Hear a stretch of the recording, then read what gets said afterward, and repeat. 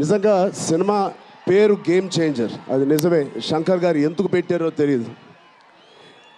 తెర మీద బహుశా మేము చేసే పాత్ర ఒక గేమ్ చేంజింగ్ పాత్ర, కానీ నిజ జీవితంలో మీ అందరికీ తెలుసు, కేవలం ఏపీలోనే కాదు ఇండియన్ పాలిటిక్స్కి ఉన్న ఏకైక నంబర్ 1 గేమ్ చేంజర్ ఇవాళ పవన్ కళ్యాణ్ గారే.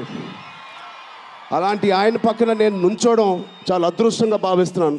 జనాల కోసం ఇంత తపన పడి ఇంత ఆలోచించే ఒక వ్యక్తి పక్కన ఆయన జీవించేటప్పుడు మేము కూడా ఆయన పక్కనే ఉంటూ ఇలా ఉన్నామని, అదే కుటుంబంలో పుట్టామని మీతో ఇలా పంచుకున్నందుకు చాలా అదృష్టంగా భావిస్తున్నాను.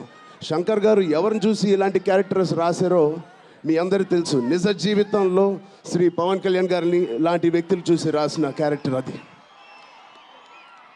సో చాలా థ్యాంక్ యూ.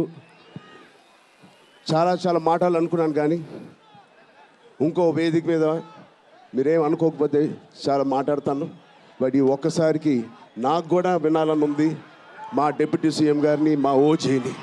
ఓకేనా? థ్యాంక్ యూ బాబు. ఒక్క